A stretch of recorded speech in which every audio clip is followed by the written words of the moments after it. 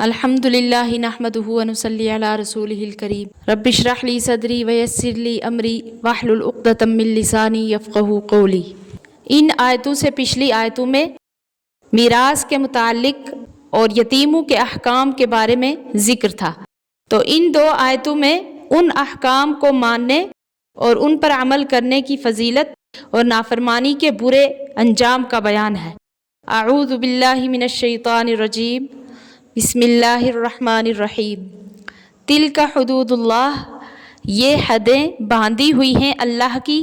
ومن یطع اللہ ورسولہ، اور جو کوئی اطاعت کرے اللہ کی اور اس کے رسول کی، یدخلہ جنات تجری من تحتها الانہار خالدین فیہا، اس کو داخل کرے گا جنتوں میں جن کے نیچے نہریں بہتی ہوں گی، ہمیشہ رہیں گے ان میں۔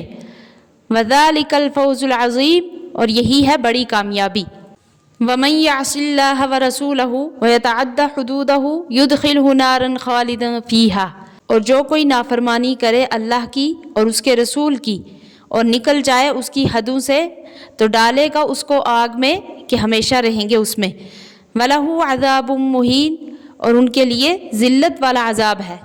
تو یہاں پہ میراث کے احکام ختم ہونے پر کچھ مسئلے ذہن نشین ہونے چاہیے کہ قرآن نے جن قریبی رشتہ داروں کو میراث کا حقدار بنایا، ان میں سے کون کون سا ایسا ہے جو وارث نہیں بن سکتا۔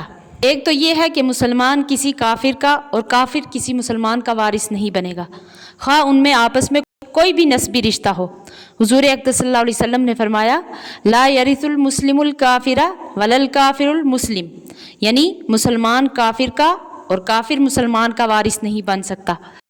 تو یہ حکم اس صورت سے متعلق ہے جب کہ پیدائش کے بعد ہی سے کوئی شخص مسلم یا کافر ہو۔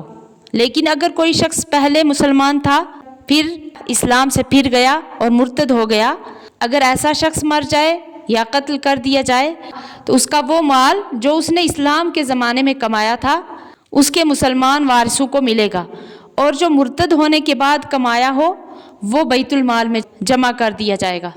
لیکن اگر عورت مرتد ہو گئی تو اس کا کل مال خواہ زمانہ اسلام میں حاصل ہوا ہو یا مرتد ہونے کے زمانہ میں اس کے مسلمان وارثوں کو ملے گا۔ لیکن خود مرتد مرد ہو یا عورت، اس کو نہ کسی مسلمان سے میراث ملے گی نہ کسی مرتد سے۔ تو اگر کوئی شخص ایسے آدمی کو قتل کر دے جس کے مال میں اس کو میراث پہنچتی ہو تو یہ قاتل اس شخص کی میراث سے محروم ہوگا۔ حضور اقدس صلی اللہ علیہ وسلم کا ارشاد ہے، القاتل لا یرث، یعنی قاتل وارث نہیں ہوگا۔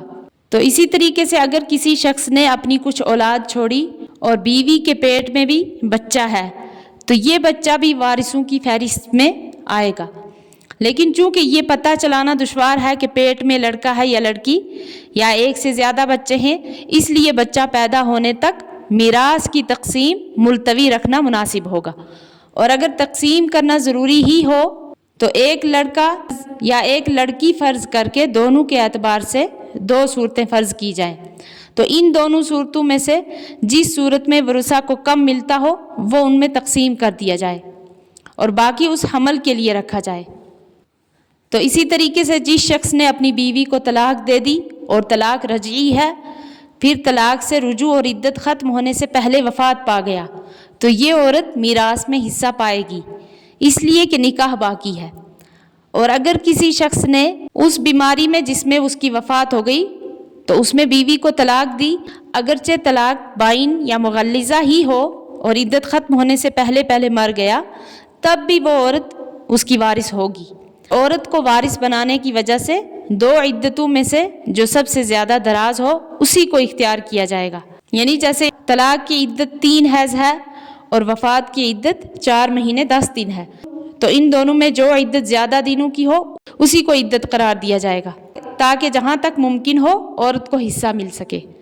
اور اگر کسی شخص نے مرض الوفات سے پہلے بائن یا مغلظہ طلاق دے دی اور اس کے چند بعد عورت کی عدت میں وہ فوت ہو گیا تو اس صورت میں اس کو میراث میں سے حصہ نہیں ملے گا، البتہ اگر طلاق رجعی دی ہے تو وہ وارث ہوگی۔ اگر کسی عورت نے شوہر کے مرض وفات میں خود سے خلا کر لیا تو وارث نہیں ہوگی، اگرچہ اس کا شوہر اس کی عدت کے دوران مر جائے۔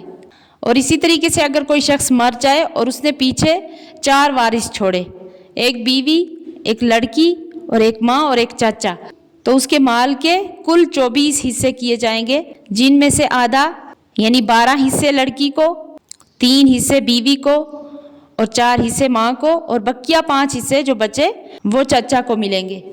اور اگر کوئی ایسا شخص مر جائے جس نے یہ رشتے یعنی بیوی، لڑکی، ماں، چچا وغیرہ ایسے کوئی رشتے نہیں چھوڑے تو میراث ذوی الارحام کو پہنچ جاتی ہے۔